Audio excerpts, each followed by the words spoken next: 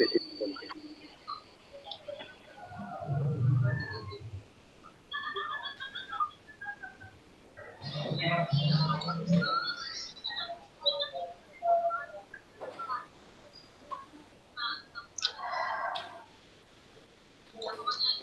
pagi semuanya teman-teman dan Kuston. Kali ini saya dan teman-teman saya, Bang Ardi dan Kak Devina, ingin presentasikan hasil diskusi kita mengenai apresiasi seni kita terhadap seni rupa dan film itu bagaimana. Dimulai dari definisi seni yang dikutip dari Oxford. Pada umumnya, forms of art, boleh di-fullin dulu nggak? Boleh di-fullin gambar. Oke, ya sama-sama. Oxford yang mengartikan forms of art, especially painting, drawing, and sculpture that are created to be beautiful rather than useful. Definisi seni rupa menurut KBBI juga adalah seni pahat dan lukis. Kemudian definisi film menurut KBBI merupakan selaput tipis yang dibuat dari seluloid untuk tempat gambar negatif yang akan dibuat potret atau untuk tempat gambar positif yang akan dimainkan dalam dan ditayangkan dalam bioskop. Menurut Oxford, definisi film itu series of pictures record with sound that tells a story, watch cinema or television or other device. Menurut Undang-Undang Perfilman nomor 33 tahun 2009, film itu adalah karya seni budaya yang merupakan peranata sosial dan media komunikasi massa yang dibuat berdasarkan kaidah sinematografi dengan atau tanpa suara dan dapat dipertunjukkan. Kemudian berlanjut ke paradigma atau pendapat menurut beberapa para ahli. Seni rupa menurut pendapat J.J. Hockman adalah suatu hal yang memiliki berbagai unsur meliputi ideas, activities, and artifact. Kemudian seni rupa itu juga menjadi bagian dari unsur universal kebudayaan. Menurut Subiantoro di bukunya tahun 2010, dalam bukunya Antropologi Seni Rupa mengatakan bahwa bentuk-bentuk pengungkapan kesenian secara universal adalah sama, yaitu bersumber daripada emosional, perasaan keindahan yang diungkapkan melalui berbagai sarana media. Akibatnya menghasilkan karakteristik bentuk seni tersendiri. Jadi seni rupa itu merupakan suatu produk dari kebudayaan itu sendiri. Kemudian berlanjut ke paradigma film, menurut Krida Laksana, film itu adalah lembaran tipis, bening, mudah lentur dan dilapisi dengan lapisan anti-halo, dipergunakan untuk keperluan fotografi, dan alat media massa yang memiliki sifat lihat dengan audiovisual dapat mencapai halayak yang banyak. Menurut Arsyad, film merupakan kumpulan dari beberapa gambar yang berada di dalam frame, di mana frame demi frame itu diproyeksikan melalui lensa proyektor secara mekanis, sehingga pada layar terlihat gambar itu menjadi hidup. Dalam bukunya Kang Ara mengartikan film itu pengertian sempit dan luas. Pengertian sempit yang dimaksud adalah penyajian gambar lewat layar lebar, tetapi dalam pengertian yang lebih luas itu termasuk yang disiarkan di televisi. Sekarang kita masuk ke tipologi seni rupa.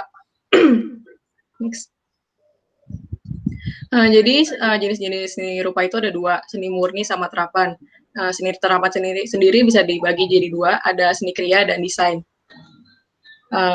Untuk tipenya seni rupa itu ada seni grafis, seni patung, dan seni lukis. Untuk seni terapan desain ada desain produk, fashion, interior, dan desain komunikasi visual atau desain grafis.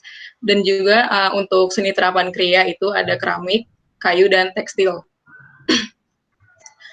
Untuk pendekatannya sendiri menurut Dik Hartoko dalam bukunya yang berjudul Manusia dan Seni mengemukakan pendapatnya bahwa pendekatan itu ada 4 macam, yaitu yang pertama ada pendekatan mimetik dengan memperhatikan hubungan suatu karya seni dengan kenyataan yang ada. Yang kedua ini ada pendekatan ekspresif, yaitu pendekatan dengan memperhatikan hubungan suatu karya dengan ungkapan jiwa seniman. Yang ketiga ada pendekatan struktural, yaitu pendekatan dengan memperhatikan kesatuan suatu karya seni dengan strukturnya.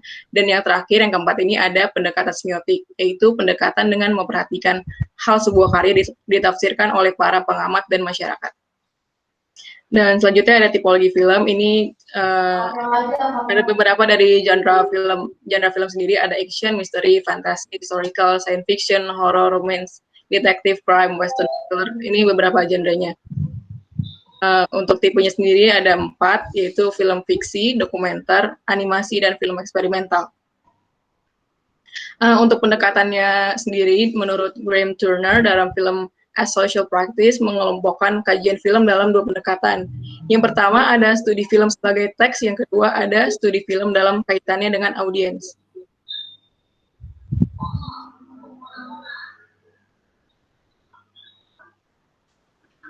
Oke, ini sekarang lanjut ke hubungan seni rupa dan film. Kita masuk ke film form. Pada film form ini hubungannya dengan seni rupa di sini tidak bisa dikaitkan karena tidak terdapat unsur-unsur seni rupa. Lalu kita masuk ke film style. Terdapat keterhubungan seni rupa yakni pada konsep film stylenya. Yang pertama, mise en scene. Di sini seni rupa digunakan sebagai tata artistik, juga pada properti jika terdapat. Jadi itu ada lukisan, poster, tulisan, patung, dan bentuk-bentuk seni rupa lainnya. Juga terdapat pada makeup dan wardrobe. Yang kedua ada sinematografi yang kedua ada sinematografi, tidak terdapat dan editing.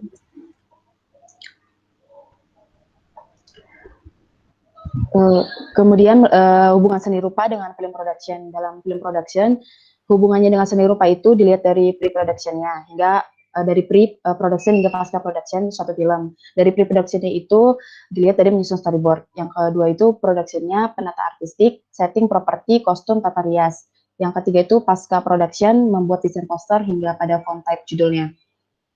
Kemudian hubungan seni rupa dengan film yang dalam film distribution itu, seni rupa di film distribution keterhubungannya itu antara lain ada beberapa, yaitu pertama poster film. Nah, pada poster film itu unsur seni rupanya digunakan mulai dari desain, grafis, dan percetakan film. Kedua itu desain pada cover DVD, CD jika didistribusikan ke berbagai toko kaset. Terus yang ketiga itu ada materi promosi yang dimaksud adalah seperti stiker dan yang lainnya berbentuk fisik. Kemudian yang ketiga adalah film exhibition. Keterkaitannya dengan seni rupa adalah ketika ada suatu pameran atau event pemutaran perdana film, terdapat beberapa hal yang bisa dimasukkan ke unsur seni rupa, yaitu salah satunya merchandise. Beberapa film biasanya menyediakan merchandise.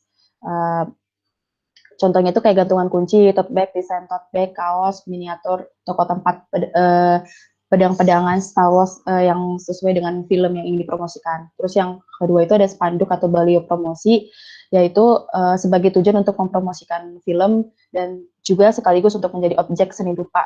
Terus yang ketiga itu ada backdrop pada pemutaran juga termasuk unsur seni rupa, yang tujuannya adalah untuk menaikkan branding film itu sendiri. Terus yang keempat adalah ornamen hiasan. Contohnya itu kalau di pemutaran film Benyamin ada patung-patung memakai baju Betawi, ornamen rumah adat Betawi, pintu masuk menyerupai gapura kampung adat. Selanjutnya film eksperimental.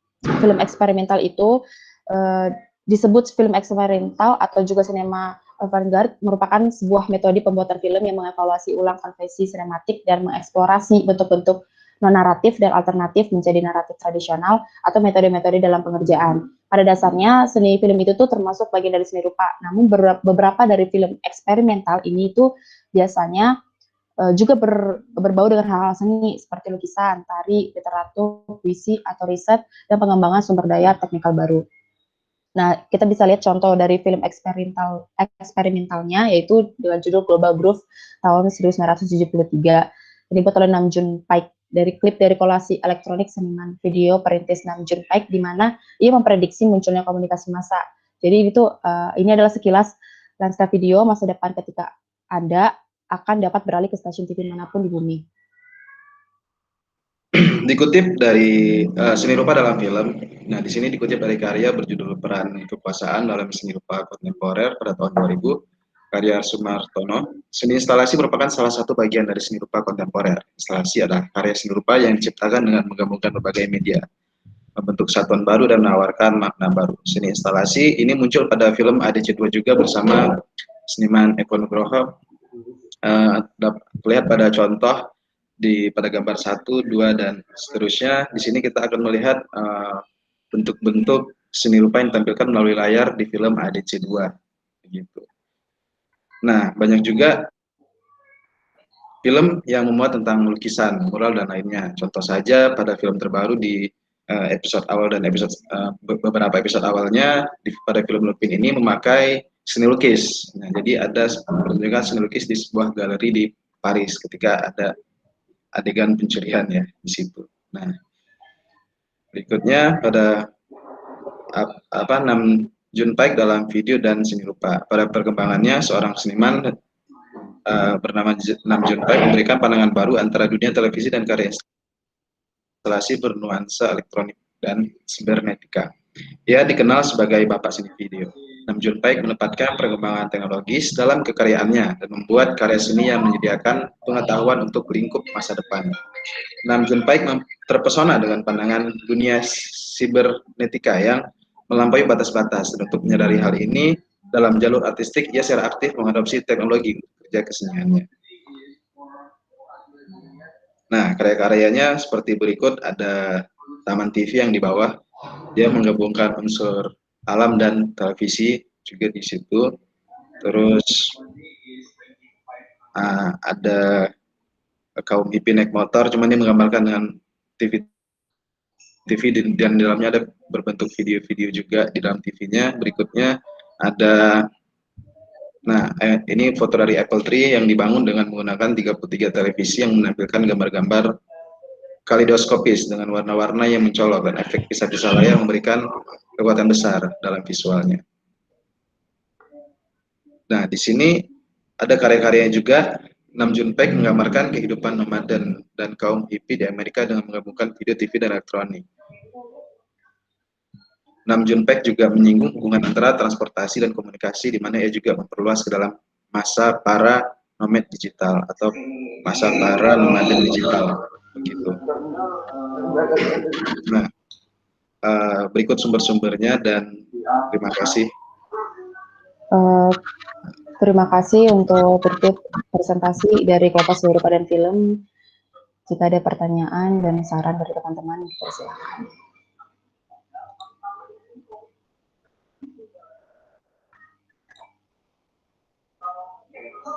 Ya, terima kasih. Silakan untuk teman-teman dipersilahkan jika ingin berdiskusi atau mempertanyakan apa yang telah dipresentasikan oleh kelompok ini.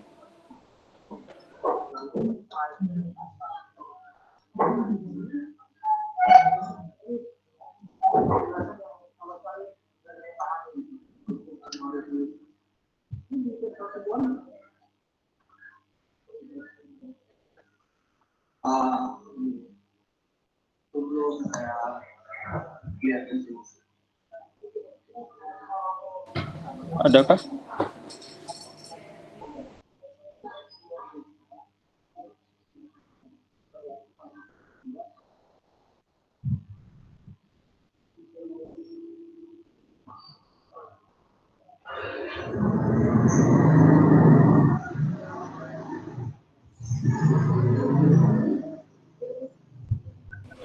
Anggi mungkin boleh di mute dulu. Jadi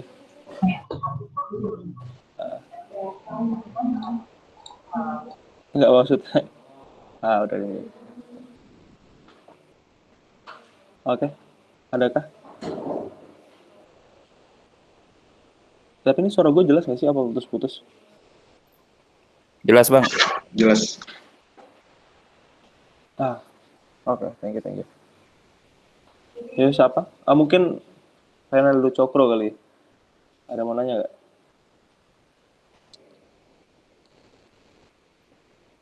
Kalau dari saya nggak ada sih, Mas.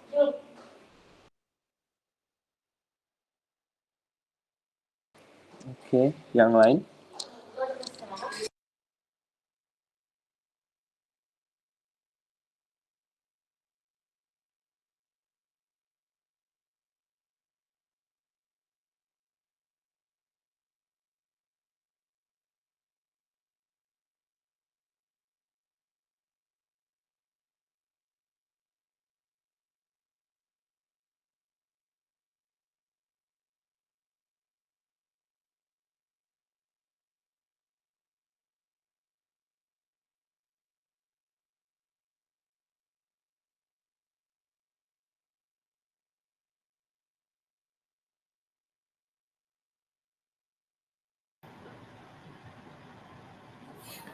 Oke, nggak ada nih.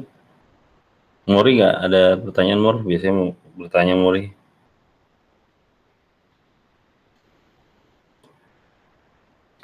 Tidak ada bang, masih aman mas. Ya sudahlah, mari kita bahas. Nggak ada bang.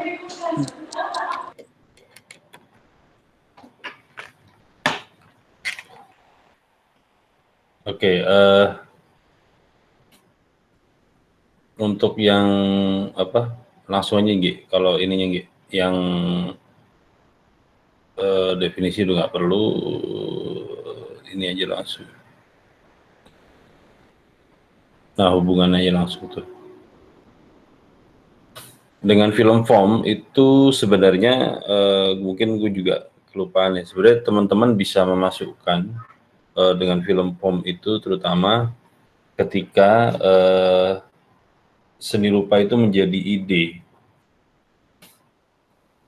Misalnya dengan menjadi ide itu ada cukup ya, maksudnya ada beberapa film itu memang berkaitan dengan apa hubungannya dengan, jadi istilahnya gini, ada beberapa tokoh seni rupa itu kemudian dijadikan apa ide untuk apa untuk sebuah film, misalnya film Modigliani misalnya, atau film ini yang jelas memang jadi biografi ya filmnya. Misalnya Modigliani, atau kalau di film fiksi itu maksudnya di dokudrama, terus kemudian Basquiat, terakhir tuh bukan terakhir tapi ada juga Big Eyes itu juga cerita tentang seorang pelukis lupa mana, Meksiko mana ya. Atau misalnya Frida Kahlo gitu. Frida itu hubungannya adalah bahwa tokoh-tokoh itu kemudian dijadikan ide dan dibuatkan misalnya biografinya mereka misalnya.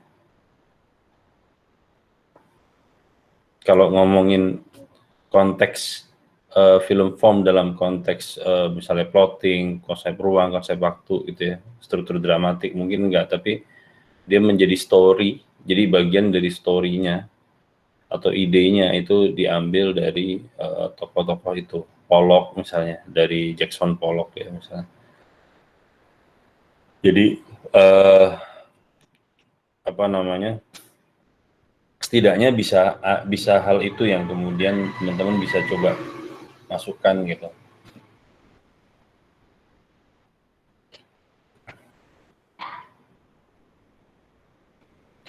Terus ya next gitu. Serupa dengan film di film style. Ini Kakak Arli kayaknya kelamaan di lapangan nih. Sampai sinematografi tidak terdapat, editing tidak terdapat. Oke, suara enggak deh, oke, tapi sinematografi tidak terdapat. Masya Allah, Kak Arli. Oke, yang pertama ngomongin mise-en-scène. Oke, di mise-en-scène jelas lu ngomongin tadi ya, ngomongin bahwa aspek-aspek seperti setting plus dengan properti itu keterkaitan dengan seni rupa jelas-jelas sangat kuat gitu. Terus misalnya kayak apa,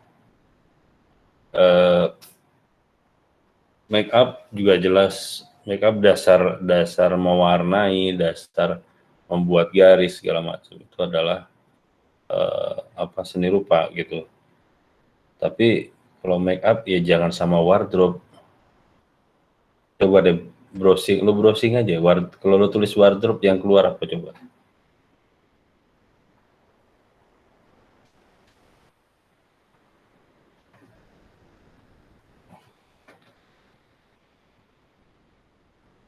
Apa yang keluar? Tuh lihat di image. Nah tuh lemari tuh Raki bilang Jadi ini make up sama lemarinya siapa jadinya nih, Carly? Maksudnya pakaian. Nah, pakaian apa Bang kalau di film? Kalau dari konsep film.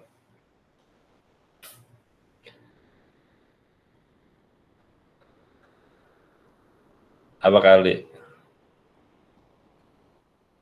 Jadi kalau lo menyebut mise-en-scène, dalamannya jangan pernah, nih gue ingetin ya, kalau lo nyebut mise-en-scène, di dalamnya jangan pernah sekali-sekali lo nyebut kata wardrobe.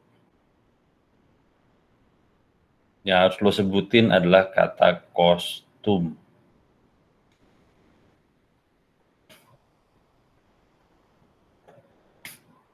Karena kalau lo ngomong wardrobe, kacamata itu bukan wardrobe.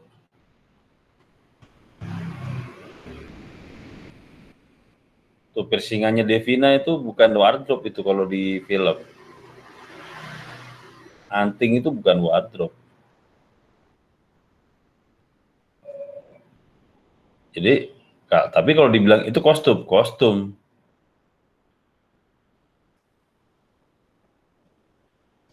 Tato, misalnya tato itu bagian dari kostum. Itu. Kalau lihat fotonya Bang Momot tuh kan kayak topi, pakai kacamata gitu. Topi itu bagian dari kostum, tapi tidak bukan bagian dari wardrobe. Makanya ketika kalau nonton film ini deh, film Hollywood, sering lah ya nonton film Hollywood, yang kasih nama desainer tuh kostum desainer apa wardrobe desainer? Yang mana? Kostum. Kostum.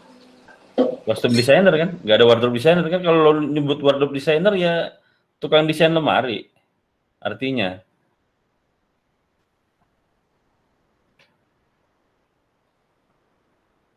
Ada tuh di alumni seni rupa namanya Mbak Ayu itu sekarang dia jadi desainer wardrobe, emang lemari-lemari pakaian dia desain. Oke, jadi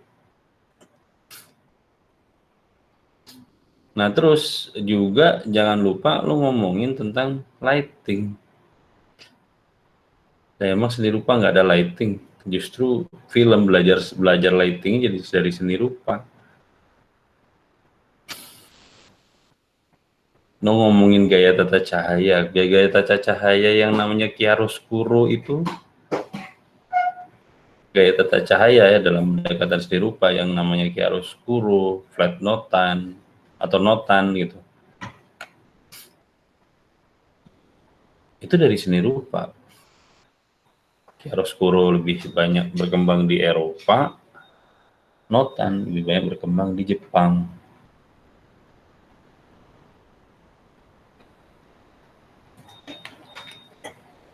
Konsepsi chiaroscuro aja bisa bermacam-macam turunannya gitu loh.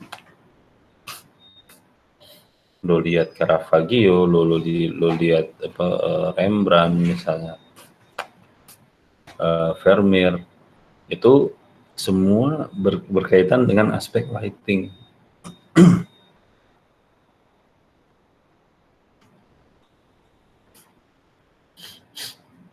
Oke, terus masuk ke sinematografi. Sinematografi yang pertama aspek bingkai. Ya mau bagaimanapun konsepsi tentang type of shot, konsepsi tentang kamera angle, konsepsi tentang aspek rasio itu sebenarnya ada semua di seni rupa. Apakah serta-merta langsung film istilahnya nyaplok? Enggak, memang. Cuma ya mungkin yang tidak ada di seni rupa adalah konsepsi tentang gerak, terutama gerak fisik. Jadi konsepsi gerak fisik dari tokoh misalnya, itu di seni rupa nggak ada.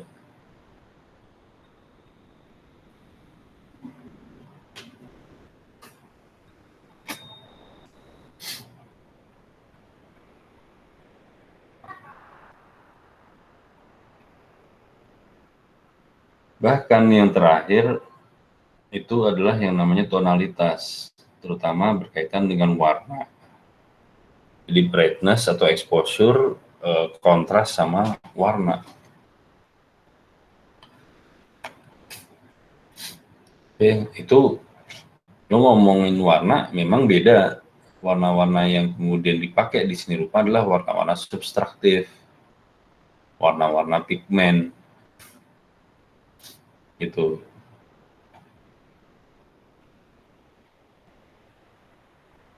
Makanya warna dasarnya pun berbeda. Kalau di film RGB ya, red, green, sama blue, merah, hijau, dan biru. Terus sedangkan kalau di seni rupa sebagai basicnya adalah warna pigmen, maka warna dasarnya adalah merah, kuning, dan biru.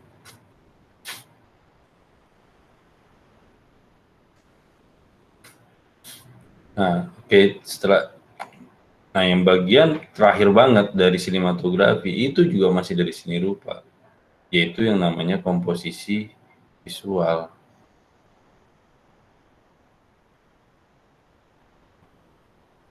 Kalau lo coba bongkar komposisi visual, bahasan-bahasan tentang komposisi visual itu bahasanya dengan persoalan bagaimana lo menata dari mulai titik, garis, bidang, ya, atau bentuk, ya. Terus ada konsepsi tentang perspektif,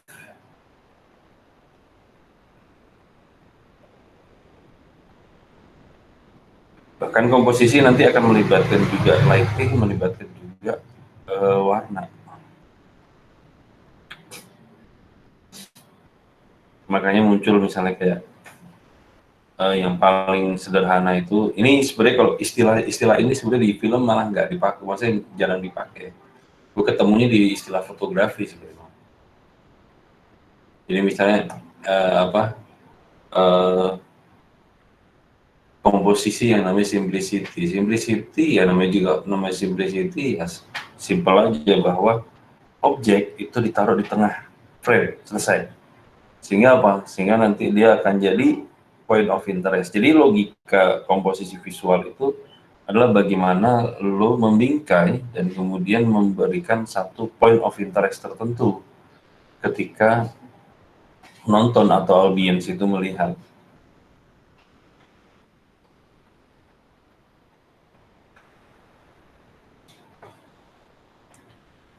Terus selanjutnya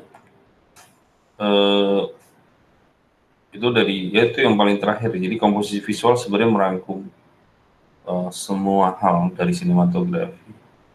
Dan kemudian kalau di ilmu penyutradaraan, konsepsi sinematografi ini dengan dengan ekspresi dan gerak figur nantinya di mise-en-scène itu yang muncul jadi yang namanya staging. Gitu, staging on action itu atau pengadeganan gitu.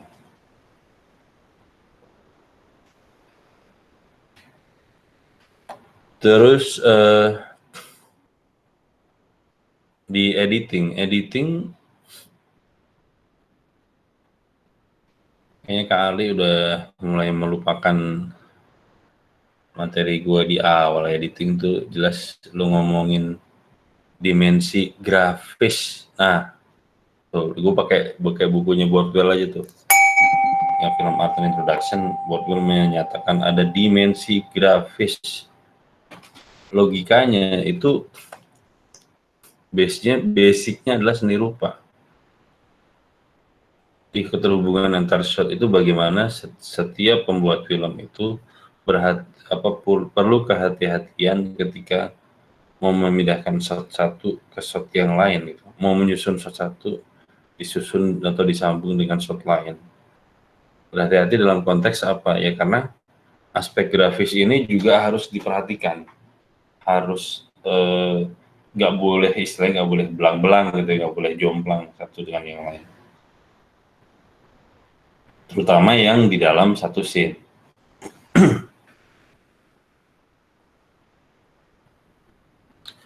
Terus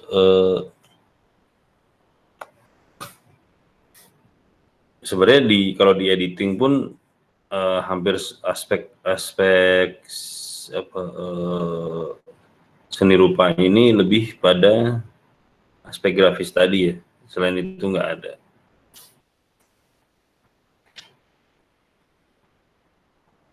Oke, ya next yang itu nih. Terus hubungan seni dengan film production. Nah, ini justru sebenarnya cukup banyak karena apa? Di produksi film terutama. Jadi tadi itu yang ngomongin mise-en-scène, jangan masukin kata tata artistik karena mise-en-scène sama tata artistik berbeda. Bahwa penata artistik itu pasti mengolah mise-en-scène, iya, tapi yang mengolah mise-en-scène bukan cuma penata artistik. Sutradara juga berkaitan langsung dengan penata artis dengan mise-en-scène. Oke, kalau konteksnya seni rupa dengan film production terutama aspek-aspek yang berkaitan dengan misalnya ya pertama tadi dengan tata artistik. Kalau melakukan set building itu berkaitan dengan arsitektur, maka interior desain di dalam set build itu desain interiornya itu berkaitan juga dengan seni rupa.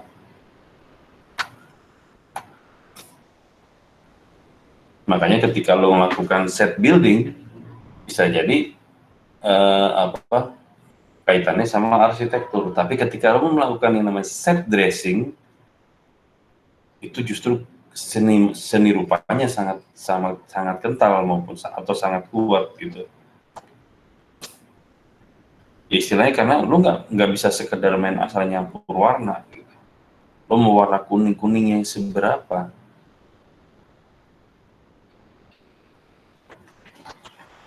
gitu ya. Terus selain itu, nah ini baru ketika lo ngomong film production, lo ngomong tentang wardrobe. Oke. Wardrobe sebenarnya adalah satu divisi yang hanya mengurusi pakaian untuk pemain, maksudnya untuk pemain itu memerankan tokoh tertentu. Itu satu divisi namanya divisi wardrobe, ada memang. Tapi dia hanya mengurusi pakaian. Karena yang mengurusi properti itu beda lagi nanti. Bukan prop man juga, misalnya model kayak di artistik. Tapi juga properti ini memang ada yang mengurus sendiri. Atau bahkan kadang-kadang kalau memang si kostum desainernya sudah membuatkan, itu akan disimpan oleh wardrobe gitu loh. Ya kacamata misalnya atau topi apa segala macam disimpan oleh wardrobe. Kalau ditanya itu tugasnya apa bukan? Ya bisa jadi bukan, karena apa? Sebenarnya itu bagian dari properti. Cuma karena melekat secara konsisten, ya misalnya kayak tas lempang misalnya, tas lempang, piercing, kacamata misalnya.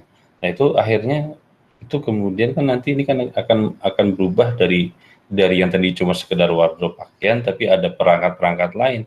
Ya akhirnya jadi kostum di tokoh tertentu. Yang mengurusinya ada namanya divisi wardrobe, ada, tapi dia mengurus hanya pakaian. Gitu.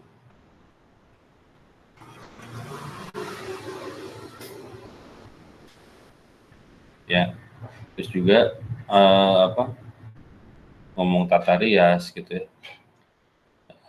atau divisi make up juga sebenarnya kalau mau ada yang tertarik belajar make up serius, itu bahkan kalau di luar negeri yang gue tahu itu udah kayak anak seni rupa, mereka harus bisa menggambar anatomi, karena anatomi setiap orang itu berbeda, punya perbedaan gitu. ada anatomi dasar misalnya, tapi bahkan ada yang perbedaan. Sehingga ketika lo harus menggambar, melakukan sketching, itu bisa berbeda satu tokoh dengan tokoh yang lain. Nah, belum lagi sebenarnya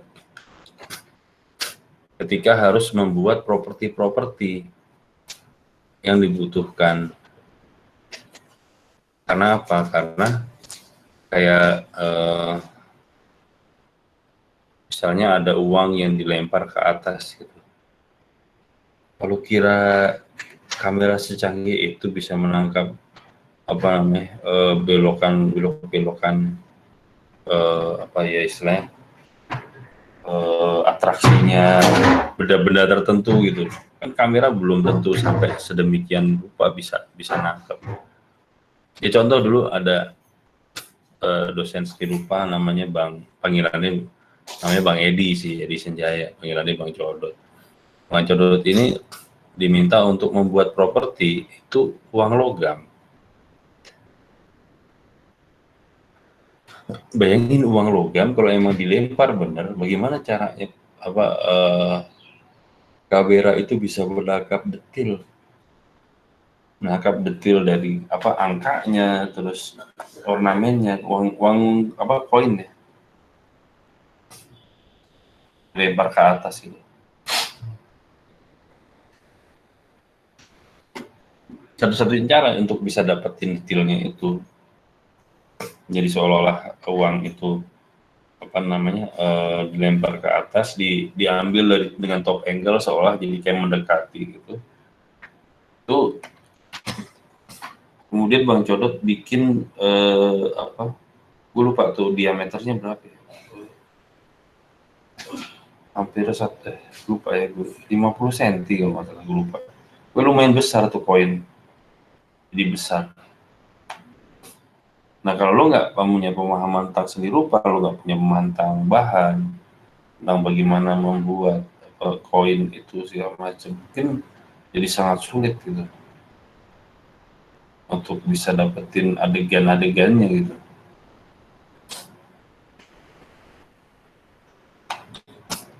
Juga misalnya konsepsi tentang kostum misalnya. Kostum ini, jadi properti kostum, gue balik lagi kostum misalnya. Kostum itu sangat berhubungan dengan yang namanya kriya tekstil sebenarnya. Kenapa? Karena apa yang dikenakan oleh pemain itu bisa jadi dengan baju benernya gitu, sebenarnya itu bisa jadi berbeda, yang terutama berbeda bahan misalnya. Kenapa? Ya pemain ketika memainkan sesuatu harus nyaman.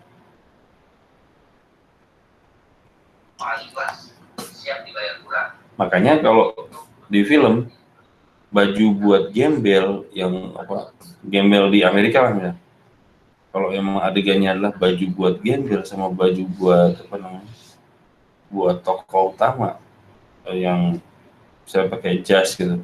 Kalau jas jelas ketakar kok.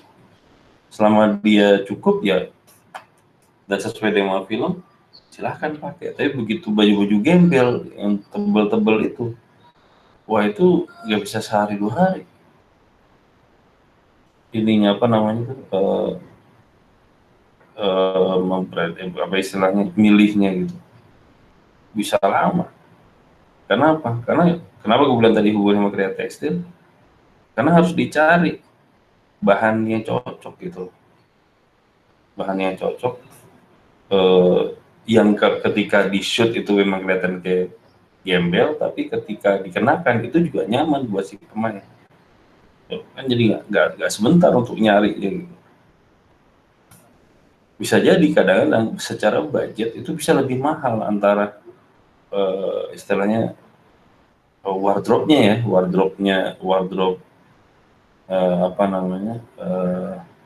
untuk baju gembel ini sama wardrobe untuk misalnya CEO lah misalnya gitu. Kan di film-film Korea yang lagi demen untuk CEO gitu, dari seorang CEO ya udah kan tinggal cari aja gitu. Tapi begitu lu ngomongin gembel gitu, ya tar dulu gitu. Oke, itu produksi. Dan sebenarnya produksi cukup banyak sebenarnya, ya make up juga segala macam ya.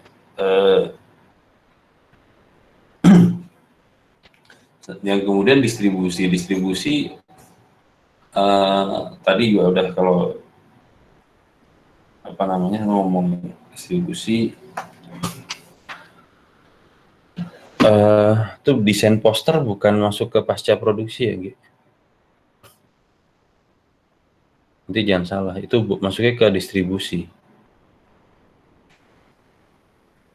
Ya paling kalau masuk ke pasca produksi itu, masuk ke pasca produksi biasanya untuk title, main title sama credit title. Nah itu tipografi itu menjadi salah satu yang penting. Makanya kadang-kadang orang-orang seni rupa itu dilibatkan untuk ngurusin ini tipografi ini. Nah, aspek praproduksi, ini udah nyinggung praproduksi. Aspek praproduksi itu sebenarnya bukan cuma storyboard. Storyboard iya. Makanya ada namanya storyboard artist. Tapi dicoba aja gue tanya. Biasanya sih banyak yang nggak ngeh. Yang berkewajiban bikin storyboard itu siapa?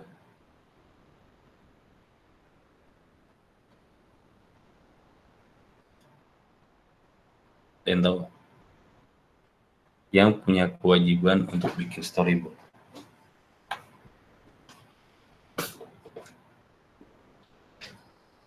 Tambahin lagi deh sama floor plan.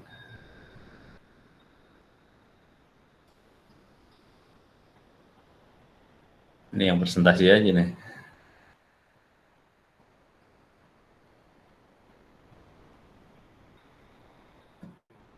Siapa kali?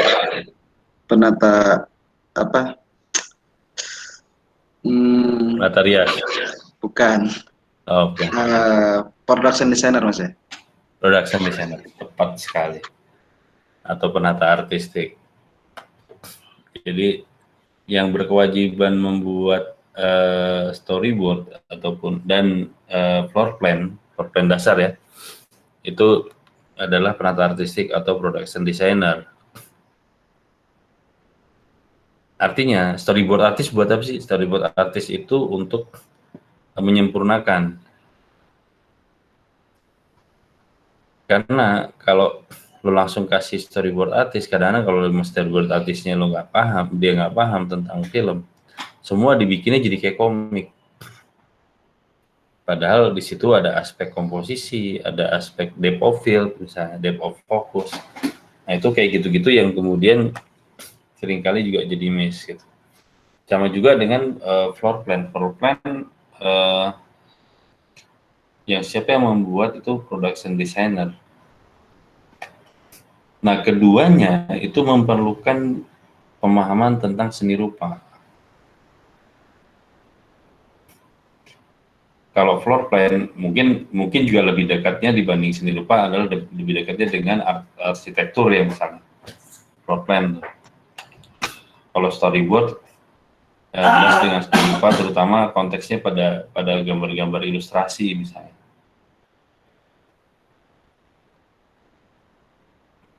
Oke, dan selanjutnya itu jadi ini nanti desain poster ya, poster dan lain-lain itu poster flyer gitu ya.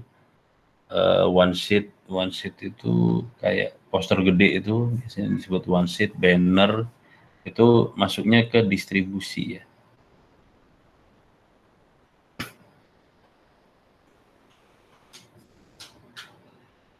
Jadi kalau lo ngomong tipografi ya, font type judul itu nyebutnya tipografi yang nanti bikinnya.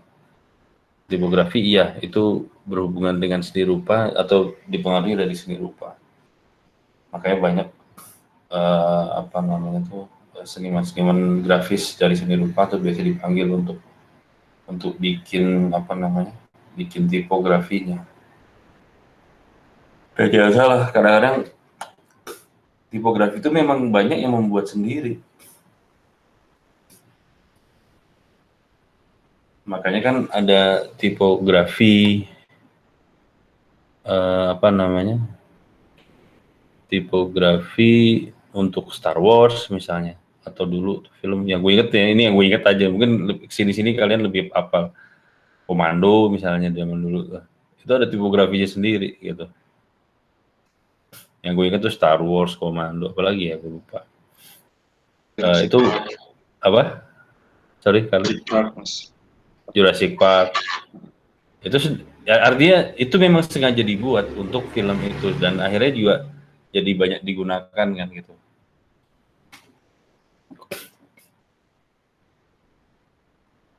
Dan itu kan nantinya juga tipografi yang dibuat untuk film itu, untuk judul dan segala macam itu juga akan digunakan ya tadi untuk poster, untuk flyer, untuk bikin bumper lah, apa segala macam lah, banyak macam-macam. Oke, jadi masuk ke film, distribusi film, coba.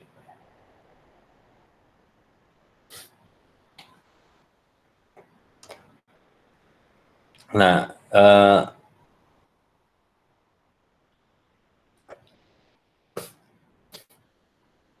basicnya kan gini, distribusi ini kan penyebaran film sebenarnya. Nah, ketika film itu disebarkan, itu kan masyarakat butuh tahu. Nah, salah satu yang supaya bisa tahu dengan apa? Ya, bisa bermacam-macam. Misalnya dengan poster, flyer, poster. Terus ada istilah tadi itu one sheet, terus apalagi banner misalnya, standing banner misalnya.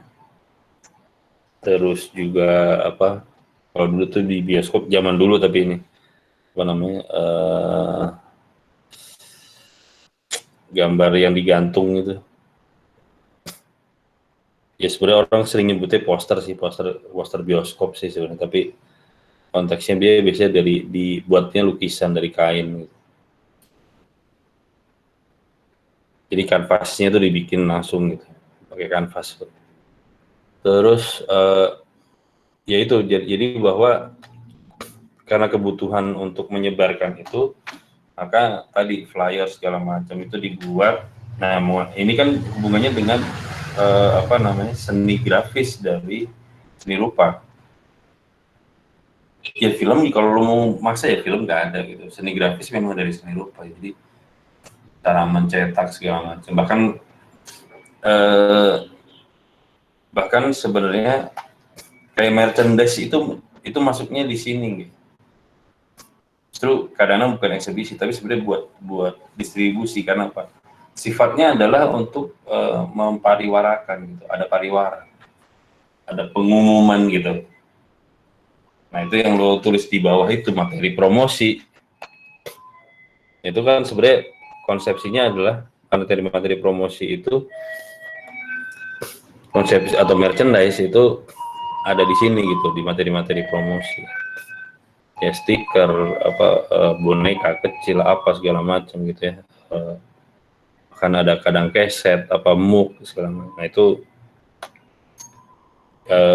merchandise ini itu ada di film distribution sebenarnya. Ya, bahkan George Lucas pernah berapa tahun tuh dia nggak bikin filmnya. Mungkin hampir 20 tahun nih nggak bikin film, ya hidupnya cuma dari merchandise-nya Star Wars.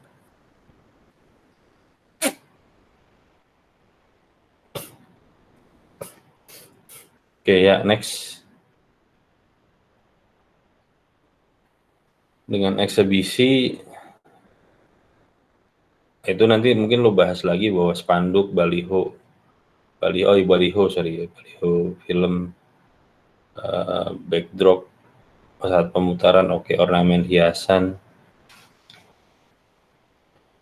terutama misalnya di bioskopnya, kayak misalnya waktu apa namanya bisa lu bahas juga, misalnya kalau kan kadang-kadang film itu melakukan yang namanya premiere tuh ya.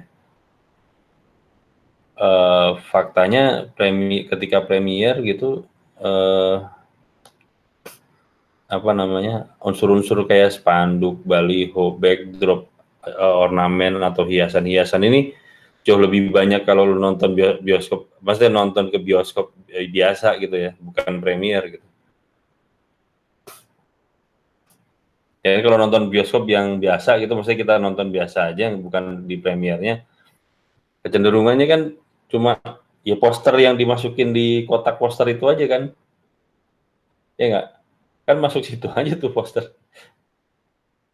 Ya kalau yang model kayak backdrop apa segala macam kan bukan nggak ada ya, tapi jarang gitu. Banner itu ada tapi juga nggak banyak gitu, karena bukan apa-apa ya, di lo apa di 21 lo naruh gituan ya bayar lo nya, bukan lo misalnya lo pembuat filmnya, lo yang memproduksi film lo bayar, naruh di depan misalnya depan pintu gitu itu lo bayar. Jadi makanya materi apa distribusi ini juga bukan perkara mudah, karena apa ya membutuhkan dana gitu,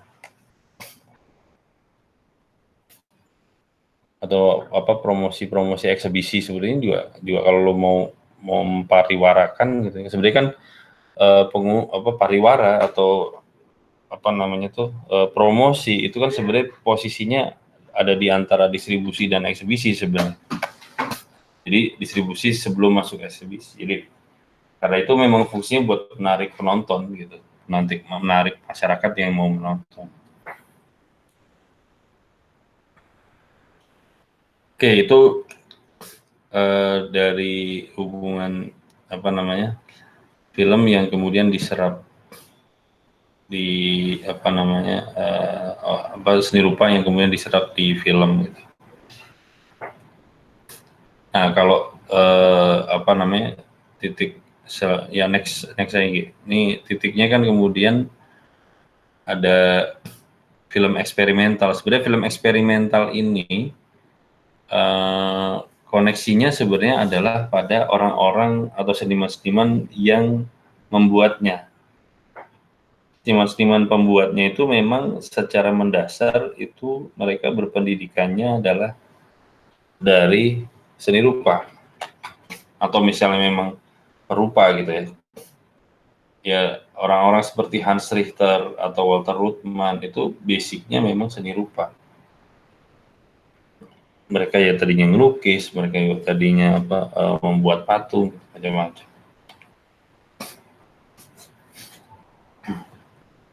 Nah, sebenarnya kalau ngomongin film eksperimental sebenarnya juga ya cuma pada posisi itu, artinya seniman-senimannya yang apa namanya yang berkarya itu banyak juga memang orang atau seniman-seniman seni rupa gitu. Tapi bukan berarti kemudian mereka jadi istilahnya bahwa apa namanya film eksperimental itu jadi haknya seni rupa. Tidak, bukan begitu. Jadi ini memang satu titik yang coba istilahnya dibuat gitu ya, dibuat oleh seniman-seniman seni rupa. Gampangnya film seluloid pada masa itu digunakan sebagai kanvas mereka. Makanya muncul kayak Norman McLaren atau Stan Brakhage. Itu film-filmnya ya sampai ada seluloid yang kemudian digambar-gambarin, dikasih warna segala macam. Itu karena memang menurut mereka itu adalah kanvas.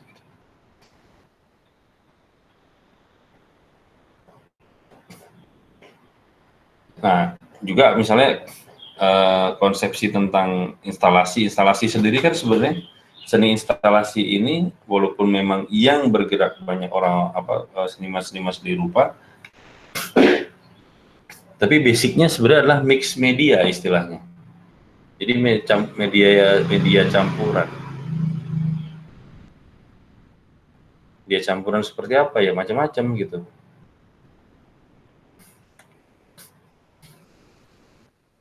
Kenapa gue bilang macam-macam? Karena memang apa namanya, media ini apapun itu bisa masuk. Misalnya seni rupa dengan kayak kemarin udah gue singgung juga seni rupa dengan misalnya ornamennya dan lain-lain, tiba-tiba kayak Nam June Paik menggunakan televisi gitu, atau bahkan malah banyak seniman-seniman seperti ini di tahun-tahun itu memang mereka multidisiplin kalau ngomongin seni. Misalnya kayak contoh ada seniman namanya Vali Export itu, ya dia fotografer iya, seni rupa pematung iya, pelukis iya, semua lah gitu, fotografer, pelukis, pematung, filmmaker aja dia nggak satu, dia bikin dokumenter, bikin fiksi, bikin film pendek, bikin film eksperimental juga, bikin bikin seni instalasi juga gitu.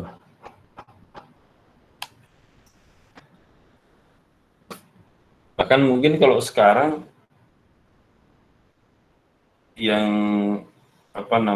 yang coba banyak dikembangkan oleh teman-teman dari seni rupa misalnya adalah kayak video mapping misalnya. Jadi menggunakan proyektor, dia bisa memperlihatkan di gedung misalnya apa macam-macam, kayak di Jerman itu ada gedung kelihatan kayak kebakar, padahal itu sebenarnya video mapping.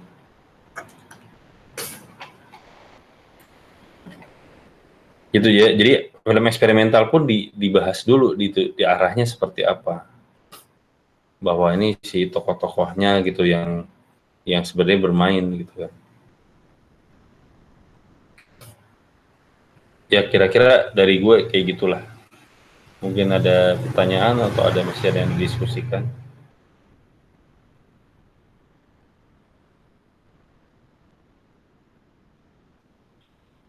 Nggak ada? Mungkin itu Bang, soal mix media tadi tuh ya. Itu berarti kalau yang film eksperimental itu Bang, dia itu memang film eksperimental belum tentu mix media. Belum tentu mix media. Iya. Terus tadi kayak Bang karena bilang bisa bentuknya film. Iya, oh iya bro. Karena kayak film Hans Richter gitu, filmnya Hans Richter, filmnya Marcel Duchamp, filmnya Stan Brakhage, itu film eksperimental. Itu yang kemudian turunannya sekarang itu disebut dengan video art karena itu juga karena hanya menggunakan material video gitu loh. Sebenarnya kalau mau jujur ya video art itu nggak ada, ya sebenarnya film eksperimental kalau udah mau narik dari zaman dulu. Oh. Iya. Itu kan biar beda aja. Biasa tuh seniman-seniman kan biar beda pakai nama yang lain gitu. Bikin baru lagi lah kayak gitu. Padahal nggak baru-baru juga gitu. Itu Bang, berarti kayak contoh-contohnya kayak misalkan kayak almarhum Pak Gotot gitu. Itu Mas dia Gotot, iya film eksperimental. Eksperimental. Itu juga ada tuh Bang, yang tapi dia lebih ke musik video mungkin. Angkatannya Bang Gusdon juga kalau nggak salah 95 dia.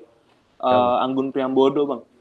Anggun Priambodo 96. Anggun Priambodo ya Anggun Priambodo sebenarnya kan gini, video musik itu kan sebenarnya basicnya lo harus menguasai film eksperimental.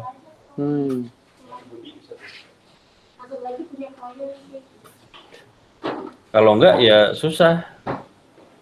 Makanya kalau ditanya kenapa kok video-video musik Indonesia yang dari Indonesia kok gitu-gitu aja, ya iya orang banyak yang penting bisa nge-shoot, ya kan?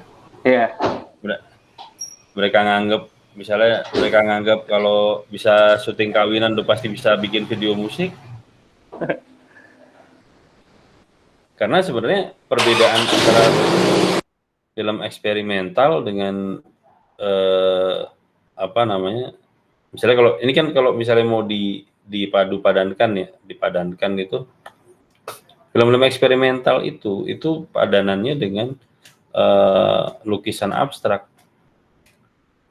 Film-film fiksi ya, terutama ya, fiksi-fiksi yang realis gitu. Itu padanannya dengan lukisan-lukisan realisme. Dan kalau lo mulai, misalnya lo coba ke teman-teman seni rupa yang melakukan pendidikan seni rupa, itu di awal mereka justru harus realis dulu. Selanjutnya yang mulai non figuratif gitu itu ya lanjutan gitu. Artinya lo harus jago, istilahnya lo harus jago dulu realis gitu. Harus jago realisme dulu. Sama dengan film sebenarnya. Basicnya itu adalah fiksi. Makanya banyak misalnya kayak pembuat film dokumenter, isinya cuman bisanya nginterview sama nginsert gambar, ilustrasi. Kenapa? Ya karena nggak paham struktur dramatik, nggak apalagi misalnya lo ngomongin tentang dimensi grafisnya nggak mereka pikirin itu. Iya benar Gitu. juga ya. Jadi sebenarnya kayak dokumenter sampai film eksperimental itu tingkatannya kalau untuk membuat film itu sebenarnya advance. Karena misalnya kayak film eksperimental, kalau secara teknis mungkin bisa gampang banget, tapi kan secara ide kan enggak.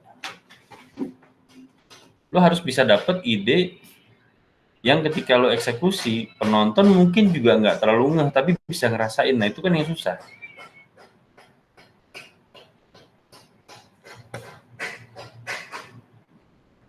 Ya, kayak misalnya lo mau ngomong tentang kejatuhan suatu negara, tiba-tiba lo cuma pakai bulu-bulu kemucing itu, bulu-bulu kemucing itu lo rontokin terus kemudian lo sebarin gitu, lo jatuhin gitu, terus kemudian lo tangkap pakai kamera. Kita dulu ya penontonnya nggak gitu. Kalau penonton lo nggak aja gimana lo mau nyampe secara rasa? Ya kira-kira begitulah ininya. Jadi dari aspek seni rupa dan film kira-kira masuknya ke situ. Oh berarti kayak ini bang, lebih kayak banyak. Mungkin kalau tadi coba nyimpulin bang, mungkin banyak perupa yang mediumnya pindah ke film, terus akhirnya banyak film-film eksperimental gitu kali bang, benar nggak ini? Bukan, ya sebenarnya hasilnya juga bukan cuma eksperimental. Kalau tadi di tulisannya kelompok ini nyebut avant-garde itu bukan cuma eksperimental. Ya Salvador Dali dan Buñuel akhirnya bikinnya film surrealis. Iya. Atau misalnya siapa si Joris Evans di film The Bridge yang cenderung kayak kayak kubisme gitu ya. Maksudnya basic pemikiran kubisme, bentuk-bentuk dasar, ujungnya malah jadi pembuat film dokumenter misalnya.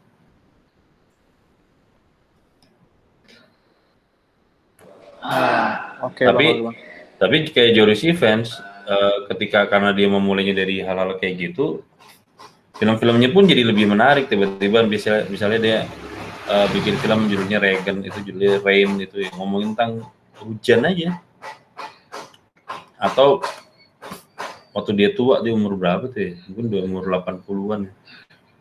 Dia bikin film judulnya Tale of the Wind, kisah angin. Jadi dia jalan tuh ke Cina, kemana, cuma mencari ini kayak istilahnya asal muasal angin.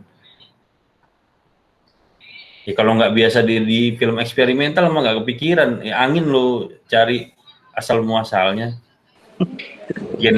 Istilahnya kalau bahasa sekarang tuh genealogi angin gitu.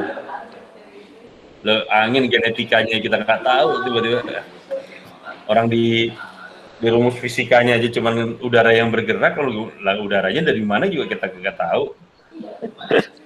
Kapan dia bergerak kenapa juga kita nggak ada yang tahu kan. Iya. Itu dibikin sama Jory Siver, sehingga film Tale of the Wind itu konsepsi tentang dokumenternya ada, tapi konsepsi tentang eksperimentalnya juga ada. Nyeleneh gitu ya bang. Dan dia juga masuk ke dalam frame, ngobrol ada. Ya, oke. Kayak gitu. Ya kira-kira kayak gitulah teman-teman yang bahas untuk apa seni rupa dari film. Jadi kalau nggak ada, gue cukupkan aja sampai sekian. Terima kasih. Wassalamualaikum warahmatullahi wabarakatuh. Waalaikumsalam warahmatullahi wabarakatuh. Waalaikumsalam. Selanjutnya sama Bang Momot untuk absen-mengabsen. Oke, baik bang. Taruh.